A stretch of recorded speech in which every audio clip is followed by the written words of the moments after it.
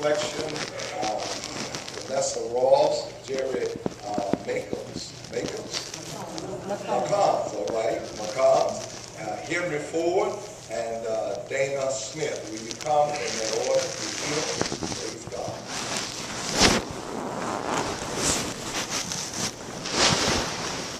Good evening. To the family, Jan, mother, father, children, grandchildren, from my heart. I'm so sorry for your loss. Keith, I don't even know where to begin. I look at Lynn out there now, and I'm laughing to myself because she's smiling because she knows I'm such a talker. Everybody that knows me knows that I'm a talker. So I think that was some of the reason they asked me, because I'm such a talker. But I'm going to try to say what I need to say without taking up too much time. He was the kind of person that you see on this obituary. This smile on his face was all I ever have seen in him. He was the most humble, wonderful, loving, kind individual. And I've known him for a long time, over 30 years.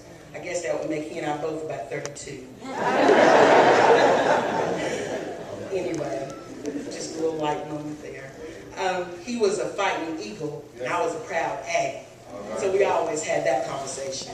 Never understood why he wanted to be legal, but he was. And he was proud to be from Central. And I was really, really proud that I was his friend, and I considered he and Jen both my friends. I grew up with her, grew up with him. We came from a really small community, so everybody knew each other. And, you know, back then, when I say back then, it was probably just a few years ago, I was looking around at the way things are and the way generations have changed. And I'm telling you, back when we were growing up, we were really, really a family. I mean, we just all loved each other. I loved him, and I didn't have to tell him that every day, and I know that he loved me. We were just like that.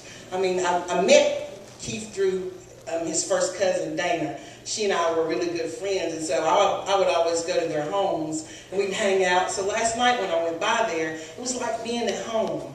And I think that's what Keith exemplifies, is that he was a family person, loving family person.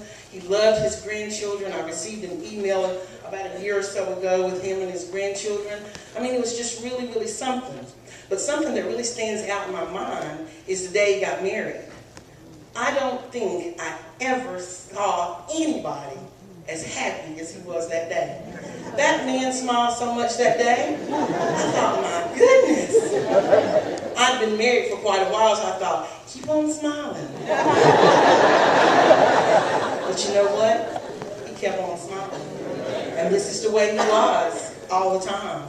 So obviously Jan made him very, very happy, and I was so happy to know that. But you know, I look out here at all these people in this church, and I got to thinking this morning, well, Vanessa, what are you going to say?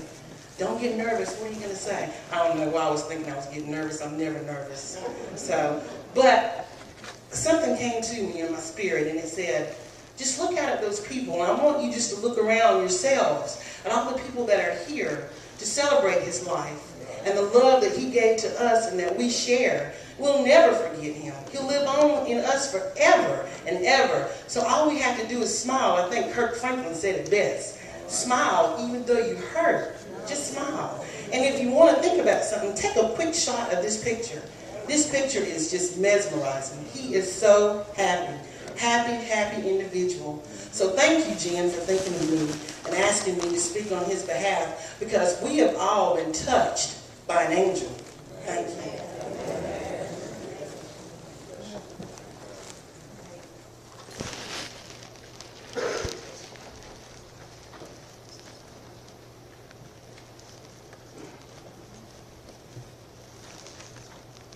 Good afternoon. Good afternoon. I'm Jerry McCombs, president of Talbot County Branch, NAACP. And Keith joined our branch several years ago and played a strong part in some offices we had. I want to say to the family that you have our love and support. And if there's anything we can do, feel free to give us a call. We'll miss Keith. Keith was a strong working man. I stopped by his house around the 1st of August for a few minutes, and Keith, we sat out and talked.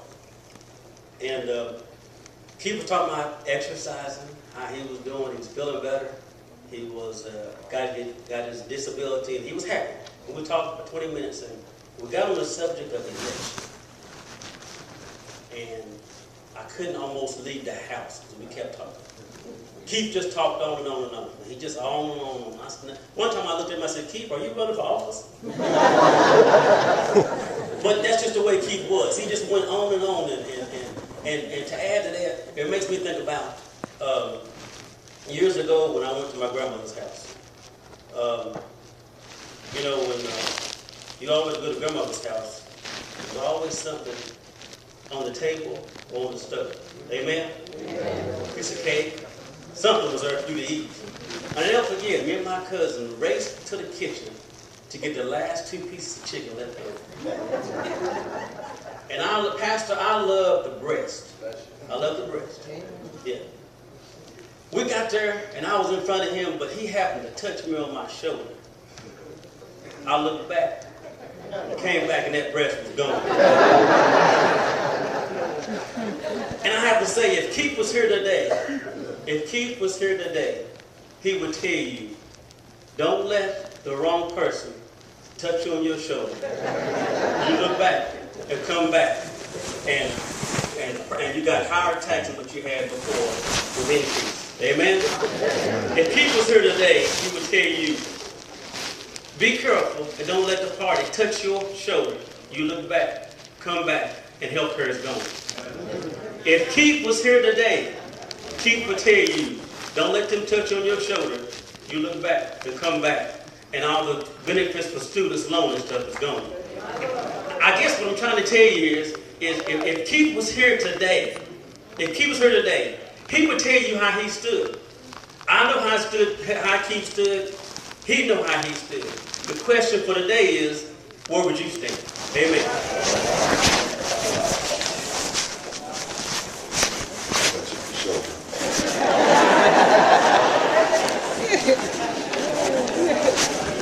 Rest mind. Save your wing. Good afternoon.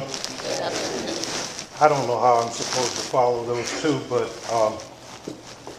I'll put it in the hands of the Lord and ask that He order my steps. Because on the way here yesterday, coming down Interstate 77, received a phone call, and my cousin asked my wife, would Henry like to say something to the family? And I would like to say something to the family. You know, from Northeast Ohio, we bring our sympathy, we bring our prayers, we bring heavy hearts, but we also bring hope. And Keith represented that hope well. In 1984, well, first of all, when we started our family reunions, I didn't know I had any relatives in North Carolina. Now most of the people that I know that I'm related to are in North Carolina, and they didn't move. I just got smarter. In 1984, after our reunion was about 10 years old, we decided that we wanted to honor young people, be able to promote young people, recognize their accomplishments, and we started a scholarship fund. Actually, I started a scholarship fund, and I asked 5 prominent people in the Cleveland area.